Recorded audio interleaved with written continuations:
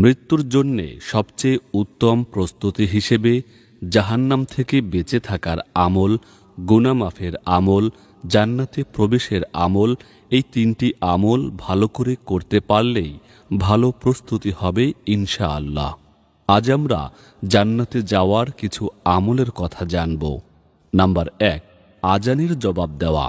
মুসলিম শরীফে বর্ণিত আছে, রাসূলুল্লাহ সাল্লাল্লাহু আলাইহি ওয়াসাল্লাম বলেন, মুয়াজ্জিন যখন বলে আল্লাহু আকবার, আল্লাহু আকবার, তখন যদি তোমাদের কেউ বলে আল্লাহু আকবার, আল্লাহু আকবার, এরপর মুয়াজ্জিন যখন বলে আশহাদু আল্লা ইলাহা ইল্লাল্লাহ, সেও বলে আশহাদু আল্লা ইলাহা ইল্লাল্লাহ, এরপর যখন বলে আশহাদু আন্না মুহাম্মাদার রাসূলুল্লাহ, সেও বলে আশহাদু আন্না মুহাম্মাদার রাসূলুল্লাহ, এরপর যখন বলে হাইয়া আলাস সালাহ, সে বলে লা হাওলা ওয়ালা কুওয়াতা ইল্লা বিল্লাহ, এরপর যখন বলে হাইয়া আলাল ফালাহ, সে বলে লা হাওলা ওয়ালা কুওয়াতা ইল্লা বিল্লাহ, এরপর যখন বলে আল্লাহু আকবার, আল্লাহু আকবার, সে বলে আল্লাহু আকবার, আল্লাহু আকবার, এরপর যখন বলে লা ইলাহা ইল্লাল্লাহ, সেও বলে লা ইলাহা ইল্লাল্লাহ। যদি সে ব্যক্তি তার অন্তর থেকে তা বলে থাকে, সে জান্নাতে প্রবেশ করবে। সুবহানাল্লাহ। নাম্বার 2, প্রত্যেক ফরজ সালাতের পর আয়াতুল কুরসি পাঠ করা।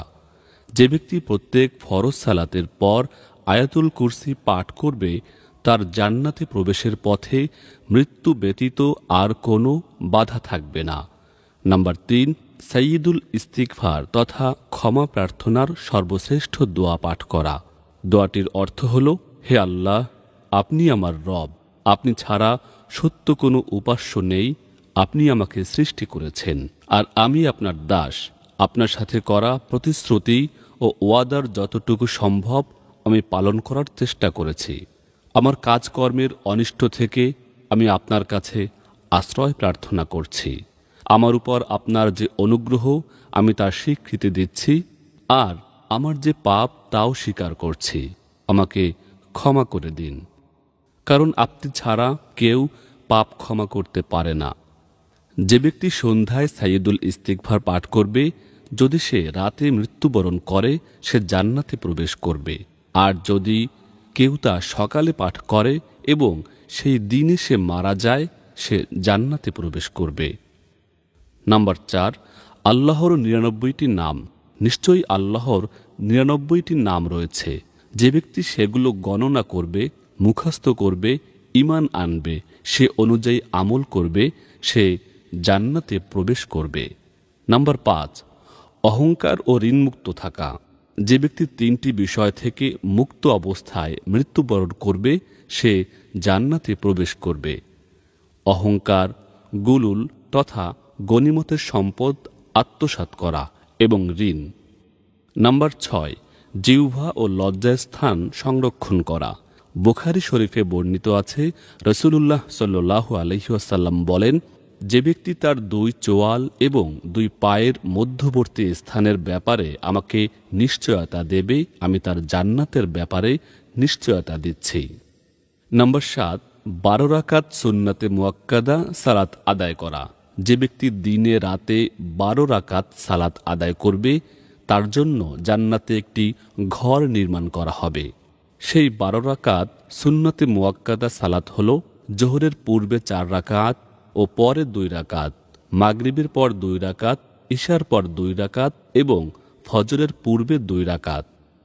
নাম্বার 8, বোন ও কন্যা সন্তানের দেখাশোনা করা। যে ব্যক্তির 3টি কন্যা সন্তান বা 3 জন বোন আছে, বা 2টি কন্যা সন্তান বা 2 জন বোন আছে, এবং সে তাদের সাথে উত্তম আচরণ করে ও তাদের ব্যাপারে আল্লাহকে ভয় করে, তার জন্য জান্নাত। নাম্বার 9, তাকওয়া ও উত্তম চরিত্র। নবীজি সাল্লাল্লাহু আলাইহি ওয়াসাল্লামকে জিজ্ঞেস করা হয়েছিল, কোন বিষয়টির কারণে সবচেয়ে বেশি মানুষ জান্নাতে প্রবেশ করবে? তিনি বললেন, তাকওয়া এবং উত্তম আচরণ। নাম্বার 10, তাওয়াক্কুল। আমার উম্মতের 70,000 ব্যক্তি কোনো হিসাব নিকাশ ছাড়াই জান্নাতে প্রবেশ করবে। তারা হলো যারা অন্যের কাছে ঝাড়ফুঁক চায় না, শুভ অশুভ লক্ষণ নির্ণয় করে না এবং তাদের রবের উপর ভরসা করে। আল্লাহ